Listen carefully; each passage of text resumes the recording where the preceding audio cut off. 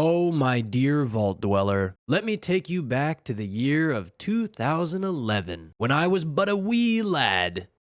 Around this time, my interest in M-rated FPS games began, and I was not able to play those kind of titles. But one or two trips to a friend's house that had Black Ops Zombies or something like that, and I was absolutely hooked. So of course, I begged, and finally my mom said, all right, you can get an M-rated game. So I picked Halo 3, played it over and over again, and then I needed more. From there, I would move on to Call of Duty 4 Modern Warfare and play that back to back, and I loved every second of these games that I was playing. Now, of course, I was playing them years after they had released, so I was getting them on sale for maybe $7, $8, $10 at the most. And honestly, anything that had an M rating and it had a really cool Xbox 360 cover, that is what I chose. So now enter Fallout 3. I'm flipping through all of the Xbox 360 cases on the shelf at the store, and there it was. I was greeted with this beautiful power armor that looked so cool. I needed to get this immediately. I had no idea what Fallout was, what it stood for, what it represented. I had no idea what I was going to get into. I had no idea what to expect. But that power armor sold me immediately. So then, when I got home, popped in the Xbox 360 disc, and then booted up a hospital scene where things were very dimly lit. I was hearing Liam Neeson, and very shortly after, I was greeted with a character creation screen. I was thinking to myself, what the heck is this, dude? Badass power armor on the case. So I'm thinking I'm going to immediately get into this, and 10 minutes into playing the game, I'm going to be mowing things down with power armor. I mean, that's what I thought. That's kind of what Halo 3 and Call of Duty 4 Modern Warfare offered me, almost instant combat. So then I thought, well, this isn't for me. But I tried to play it a little bit longer, and I got to the phase where I'm walking around as a baby, and I hear the majestic voice of Liam Neeson, my father, in the game, calling to me. And I was like, dude, this is freaking weird. Why am I a baby? Where's the armor? Where's the guns? Where's the guts and the gore? Nah, man, this ain't for me. I popped out the disc immediately and threw in Halo 3 for another playthrough. Now, that Fallout 3 case would sit and collect dust for years. With the knowledge of other Fallout titles coming out, I just didn't trust it. I wanted nothing to do with that franchise. It just seemed so boring at the time, which, of course, nowadays I could kick myself for that, but I needed time to develop my taste in video games. Now we fast forward to the year of 2023. By this point, I went back and played Halo Combat Evolved, Halo 2, Halo 3 for the 9,000th time, Halo 3 ODST. I played through pretty much every Call of Duty campaign I could get my hands on, a couple full story playthroughs of Cyberpunk 2077 and The Witcher 3. So by this point, I was absolutely in love with character creation, character development, open world, and an actual story, instead of just constant shooting. During the 2023 Game Awards, the cast of the Fallout show went up to present one of the awards. We got to see a little snippet of the Fallout show, then with an absolute throwback banger of a 50s song,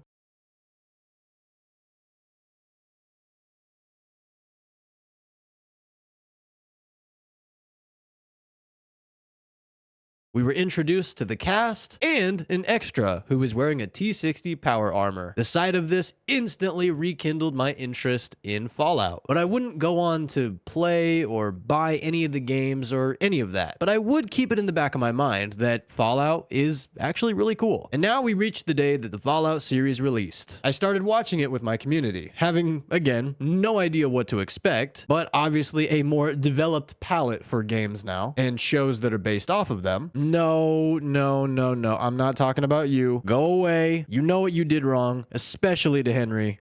Now 5 episodes into the Fallout series, and I was hooked. I wanted to know everything there was to know about this world. So I immediately went over to Steam, and I saw that they were doing a massive sale on all things Fallout. I ended up comparing prices and seeing that the best bang for my buck was Fallout 3 Game of the Year Edition for $4.99, and then of course Fallout New Vegas Ultimate Edition for also $4.99. Then a few days later, I was told that I could get Fallout 76 for free free on the Microsoft Store through a Twitch Prime drop, and I copped that as well. Now, with much more of an interest in where my character comes from and what world they're set in, what values they have, and realistically, maybe what choices they would choose, I was hooked. I began my first ever true playthrough of Fallout 3. Can I get some bottle caps, dude? As a baby, bro? Hold up. I bet this teddy bear would sell for like mad bottle caps, bro. Mad bottle caps, at least 5. You know what I'm saying? All right, let's review. I get 5 points, brother. Wait, you can you can actually take the intelligence away. That's awesome. Wait, what if I just ran 5 everything, but I was the luckiest man on the surface?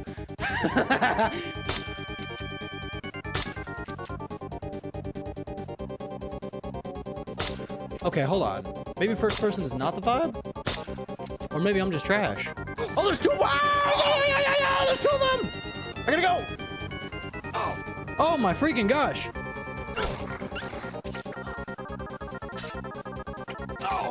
Come on. Yeah, that's what I'm talking about. Okay.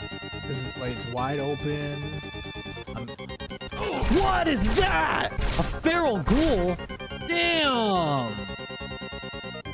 Or the little tippy tappies running up. Yo, don't freaking bite me, brother. You got bottle caps too? You can run them pockets, brother.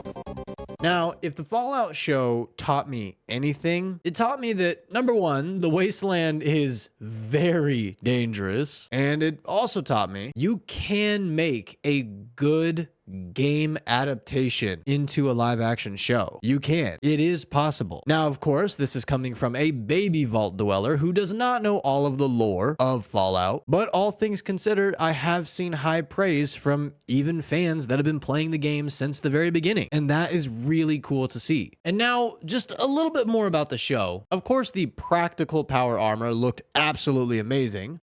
How big is this character now? This is 7'4". This actual, practical, real-life armor that they built, and our stunt performer Adam Shippey wears it. There is a person in there. There's a person, and you know, you're sitting there having your lunch, and he's just walking by. You know. You brought us a video.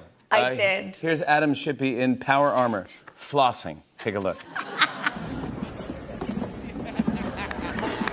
Now, yes, of course, they did use CGI as well, but the actual model that was worn by the actor looked fantastic. And I thought this was actually super interesting. In order to pull off the look of Walton Goggins' ghoul, they actually, along with all of the prosthetics that they put on his face and neck, they actually left his nose exposed. And then they just put a couple dots on his nose and CG'd it. I had a nose while we were filming it.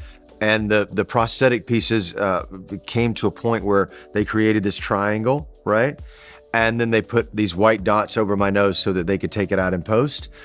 But I often think about the other people that I'm working with who see the ghoul, this very intimidating guy, but also see a pretty great nose. I mean, there's not much I like about myself, but I do like my nose. But that's another thing about the ghoul. I would think that when it comes to traveling in the world of Fallout, they wouldn't walk. But I mean, I would at least think the ghoul might, I don't know, ride a barman or something. Imagine how cool that would be. Just the ghoul winding up his rope to pull somebody in on the back of a barman. Yo, but what if he tamed a Deathclaw? Can you imagine that? Not only is that horrifying that you have a ghoul coming at you, but also a ghoul riding a Deathclaw. But overall, I felt the world building was pretty good in the show itself. Again, not knowing anything about the world of Fallout. I felt like the risks were pretty high for the most part, and you definitely had to be careful where you went or certain things you did because of the consequences of the wasteland. And after watching the show, going straight into playing Fallout 3, I saw myself like, ooh, look it, there's sugar bombs. Ooh, look it, there's Radaway. And I just kept pointing out things that I saw on the show, and I was so excited. Now, of course, I'm not very good at Fallout, as I did spend probably like 2 hours trying to complete one quest because I kept running around not having enough ammo or heals. But we won't talk about that. Again, I'm just really enjoying this world, and I'm happy that it got a, for the most part, great live action adaptation. If you'd like to see me cover more Fallout in the future, please let me know in the comments section down below. And if you'd like to see what the entirety of my first true experience with Fallout 3 was like, I will leave that stream on the screen right now. You might want to click it. I've heard that if you click it, you might actually get an extra Nuka-Cola. Yeah, go ahead. Click it. Click it.